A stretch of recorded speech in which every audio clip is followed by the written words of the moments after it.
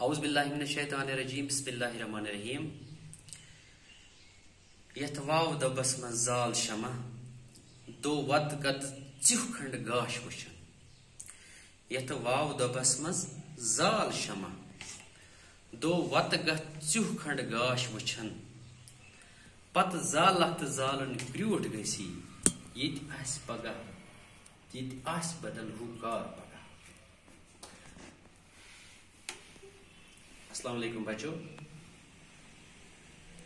आज 12th standard का एक और सब टॉपिक हम आपसे शेयर करने जा रहे हैं। टॉपिक का नाम है aims of education as desired by mister John Dewey. Mister John Dewey का लाइफ स्केच जो था उसके बारे में हमने आपसे डिस्कशन की, उसका लाइफ स्केच आपके सामने हमने लाया। आज हम चर्चा करेंगे कि एम्स ऑफ एजुकेशन जो उसने डिजायर किए हैं, जो उसका मंशा था एम्स ऑफ एजुकेशन के बारे में, कि हम उसके अगराज़ और मकासद क्या थे एजुकेशन के बारे में, इस पर हम आज बात करेंगे। पहला जो एम था उनका कि प्रॉपर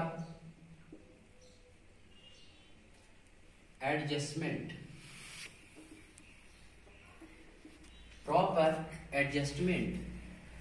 यानी बच्चा जो है वो सोसाइटी में पूरी तरह से एडजस्ट हो जाए। हर एक बच्चा अपने आप को मिसफिट, जिसको कहते हैं मिसफिट या मॉल एडजस्टेड महसूस न करे। मिसफिट, मॉल एडजस्टेड, या हम इसके लिए एक कोटेशन है, a round peg in a square hole। Peg कहते हैं खोटी को, a piece of wood in a cylindrical fashion। यथ कशीर पे गुब तश वनान। स्क्वायर होल ये है,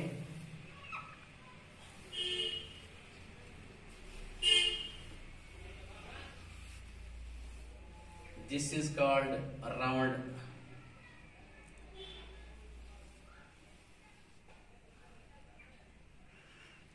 peg। It means that it hasn't got adjusted in it, so it means that a round peg in a square hole। यानी कि एक इंसान अगर एक एनवायरनमेंट में एडजस्ट न हो पाए, उसकी अच्छी तरीके से वहां पर सोशलाइजेशन न हो पाए, तो इसकी मिसाल दी जाती है कि a round peg in a square hole। ये इंसान यहाँ पर मिसफिट है, ये मॉल एडजस्टेड है। तो पहला एम जो था जॉन डीवे का एजुकेशन का, कि हर एक बच्चा जो है वो सोसाइटी में पूरी तरह से एडजस्ट हो जाए, जिसको हम पूरी सोशलाइजेशन कहते हैं। अपने नियर्स के साथ, जिनको हमसाये कहते हैं, अपने डियर्स के साथ, अपने रिश्ते के साथ, अपने घर में भी एडजस्टमेंट बहुत जरूरी है।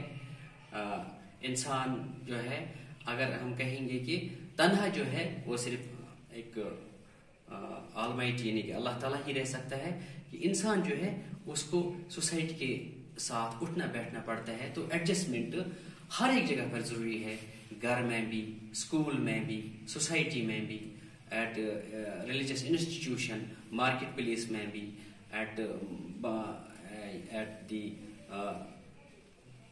ट्रांसपोर्ट, हर एक जगह पर तो एडजस्टमेंट बहुत ही जरूरी है।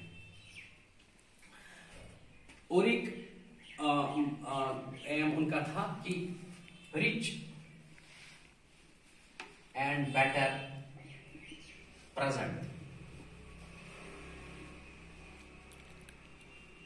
इनका एक और एम उन्हें यहाँ पर दिया है कि हर एक इंसान का जो प्रेजेंट, जिसको हाल कहते हैं, जिसको प्रेजेंट सिचुएशन जिसको हाल कहते हैं, वो बहुत ही बेहतर होना चाहिए और रिच, और इंसान हर तरह से अपने आप को बिल्कुल बेहतर महसूस करे। Means that blissful and prosperous life, यानी कि खुश और खुशहाल जिंदगी, इसमें सब कुछ आ जाता है। खुश और खुशहाल जिंदगी जब लफ्ज इस्तेमाल किया जाता है तो इसमें हर तरह की खुशी आ जाती है। इसमें इकोनॉमिक खुशी भी है, इसमें सोशल भी है, इसमें इमोशनल भी है, यानी कि हर तरह की इंसान को खुशी महसूस होनी चाहिए, खुशी में मिले। तो ये एम एजुकेशन था जॉन डीवे का दूसरा, रिच एंड बेटर प्रेजेंट। और एक बात ये है कि हर एक इंसान जो है उसका जब प्रेजेंट ठीक हो तो फ्यूचर ऑटोमेटिकली ठीक बन जाता है। तो फ्यूचर बनाने के लिए अपना प्रेजेंट जो है वो ठीक करना पड़ता है। तो एक और एम था उनका कि एजुकेशन के बारे में उसने कहा है कि to find out which one is fit for which job, कि कौन इंसान किस चीज के लिए फिट है, जिसको हमने बार बार कहा है कि ये तो रही बात एप्टीट्यूड और टैलेंट की, कि किस बच्चे का एप्टीट्यूड, किसका लगाव जिसको कहते रुझान, इंक्लिनेशन, रगबत, मैलान जिसको कहते हैं दिलचस्पी, किस बच्चे को किस डिसिप्लिन में है, किस सब्जेक्ट में है, ये देखना बहुत ही जरूरी है। To find out which is fit for which job, या हम दूसरी तरीके से कहेंगे to find out what one is fitted to do, what one is fitted to do, what one is fitted to do, कि कौन क्या कर सकता है। तो ये यहां पर बात आती है एप्टीट्यूड की और टैलेंट की। तो और एक एम जो था जॉन डीवे का एजुकेशन के बारे में, उन्होंने कहा है कि don't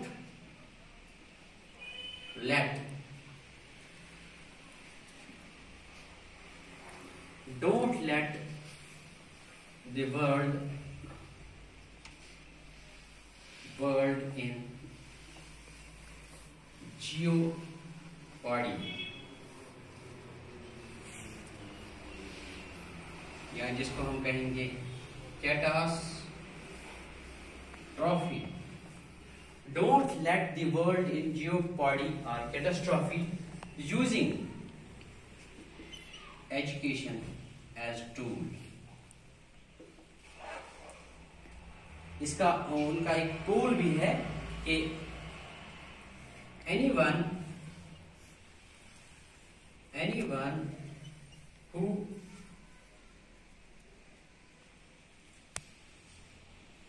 tries to think, anyone who tries to think, yeah, anyone who has begun to think,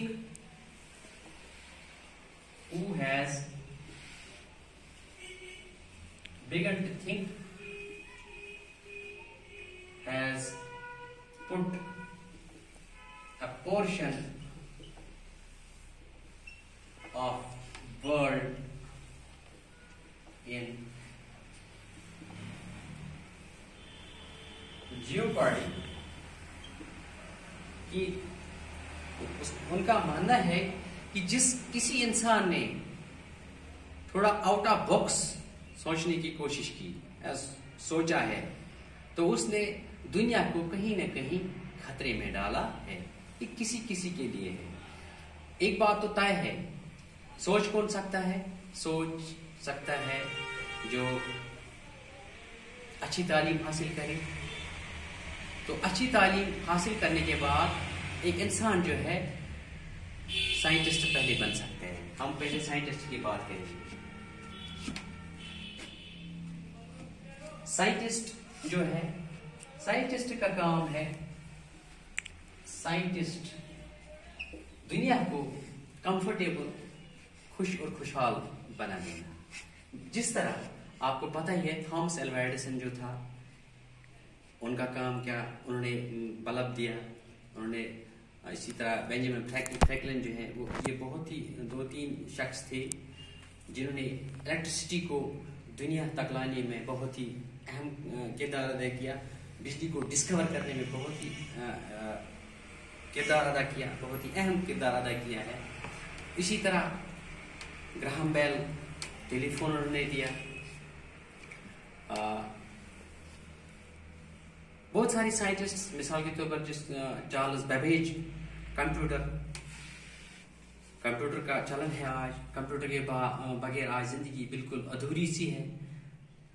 आजकल के दौर में कंप्यूटर जो है, ये ओटा जिसको कहते हैं, जिसको जुगलर वेन कहते हैं। तो साइंटिस्ट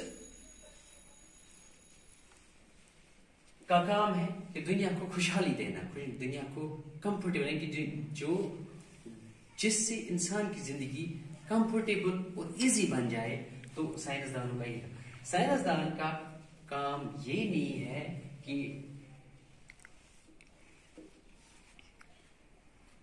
हाइड्रोजन बम बनाए, बड़े बड़े न्यूक्लियर बम बनाए। अच्छा, जिससे इंसानियत जो है, इंसानियत खतरे में पड़ जाती है।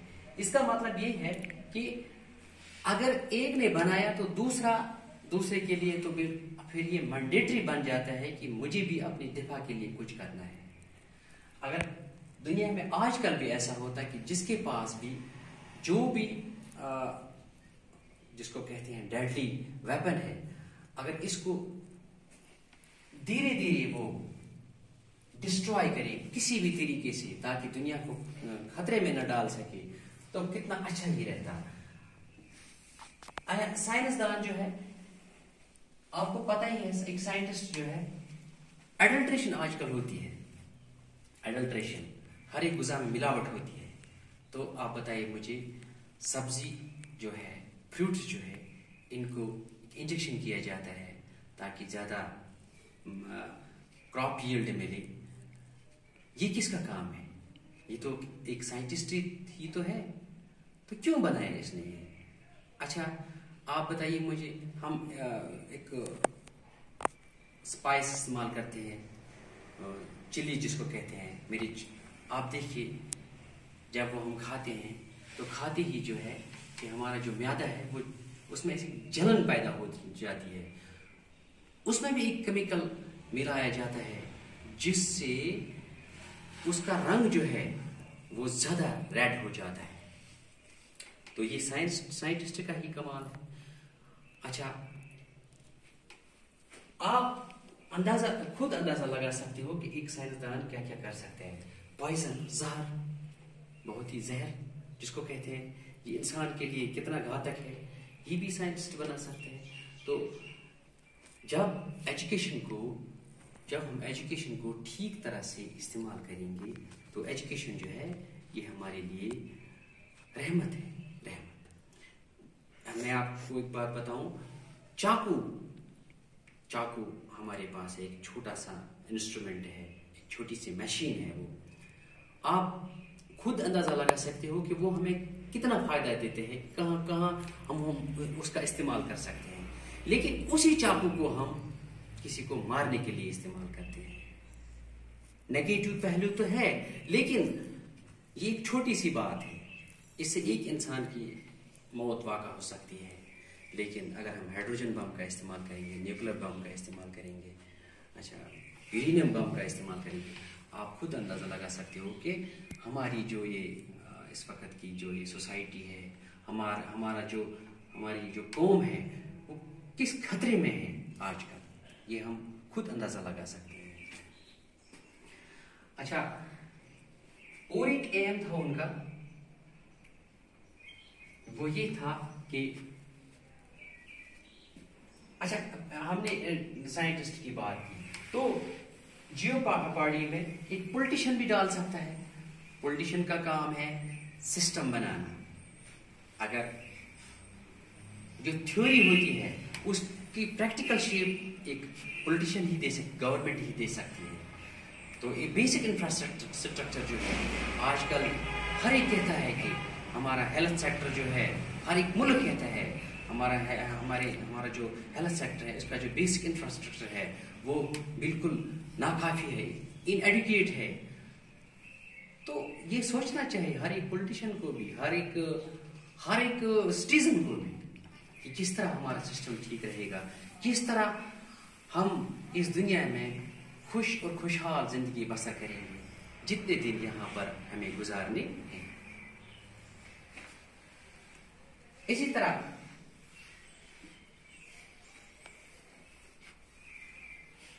एक टीचर को हम ले लीजिए। टीचर का काम है एक बच्चे को मतलूब और मकसूद तालीम देना। अगर एक टीचर ने एक बच्चे को मतलूब और मकसूद तालीम नहीं दी, if he has shirked from the responsibility, अगर उसने अपनी जिम्मेदारी से जी चुराया है, तो उसने आने वाली नस्ल को, फ्यूचर को कत्ल किया है। तो टीचर का भी बहुत ही अहम किरदार रहता है एक सोसाइटी को रिकंस्ट्रक्ट करने में, एक सोसाइटी को रिफॉर्म करने में। तो टीचर को उन्होंने बहुत ही अहम जगह भी दे दी है जॉन डीवे ने। तो नंबर फिफ्थ वन इज, और एक एम उनका है कि अल्टीमेट एम जिसको कहते हैं, अल्टीमेट एम जॉन डीवे ने कहा है कि अल्टीमेट एम इज ग्रोथ। फिर कहा उसने मोर ग्रोथ,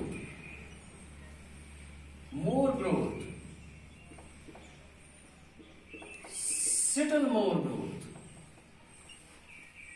ऐसा ही इस्तेमाल किए हैं वर्ड्स उसने कि पहले ग्रोथ, मोर ग्रोथ, स्टिल मोर ग्रोथ। ये ग्रोथ किसका है?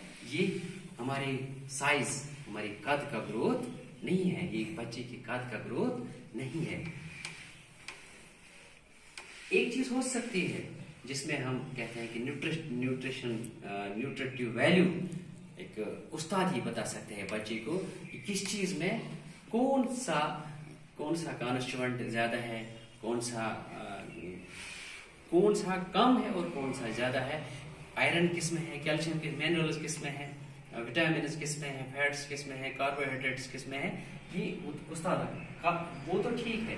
लेकिन ये ग्रोथ है, एक हेड, हार्ट, हैंड, हेल्थ,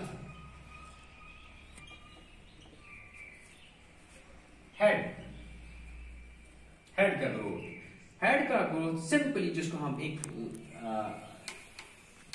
ही लफ्ज में कैद करेंगे, और ये है कि हर वक्त दिमाग की बत्ती जलती रहे, यानी कि प्रेजेंस ऑफ माइंड जिसको कहते हैं, हर वक्त इंसान का दिमाग बिल्कुल अलर्ट हो। उसी का दिमाग अलर्ट रह सकता है जिसने अच्छी तरीके से एजुकेशन हासिल की हो। और है हार्ट, दिल के लिए फेलो फीलिंग्स,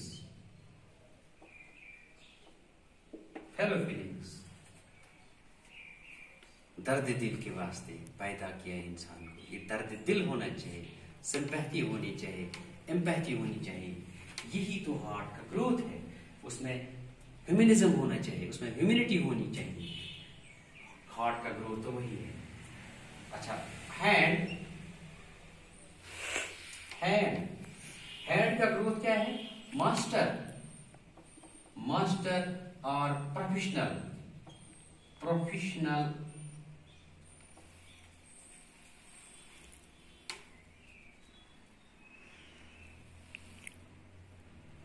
क्राफ्ट्समैन, या जिसको हम दस्तकार कहेंगे, एक शाहकार, एक बहुत ही प्रोफेशनल, एक वेटरन, एक तजुर्बाकार क्राफ्ट्समैन होना चाहिए। हैंड जिसको कहते हैं कि जिसमें काम आ जाता है, जिसमें वोकेशनल एजुकेशन का मसला आ जाता है। यानी कि एक कारीगर जो है, कारीगर का काम बहुत ही अहम है एक सोसाइटी को बनाने में, हर एक कारीगर का। और इसी तरह हेल्थ के लिए एक ही बात यह है कि अपनी सेहत और दूसरों की सेहत का मुहाफिज होना, ये तो हेल्थ है। हेल्थ एंड हाइजीन मेंटेन करना, हिफ्ज़ानी सेहत, अपनी सेहत का भी ख्याल रखना है और दूसरों की सेहत का भी ख्याल रखना है। ये हाफिज होना चाहिए कि हर एक इंसान। तो जब ये चीजें इंसान का हेड भी ठीक रहे, हार्ट भी ठीक रहे, उसका हेड भी अच्छा रहे, अच्छा उसका हेल्थ भी अच्छा रहे, तो ये सब चीजें जब ये 4 एचेस आ गए, तो आखिरकार जो अल्टीमेट एच जो बनता है, फिर वो बनता है कि ह्यूमन बीइंग। एक अच्छा इंसान, अमल से जिंदगी बनती है, जन्नत भी जहन्नम भी, ये खाकी अपनी फितरत से नूरी है नारी है। तो और एक बात, फरिश्ते से बेहतर है इंसान बनना, मगर इसमें लगती है मेहनत ज्यादा। तो ये थे कुछ एम्स जो जॉन डेवी ने डिजाइन किए थे। तो आज के लिए बस इतना ही। अल्लाह हाफिज।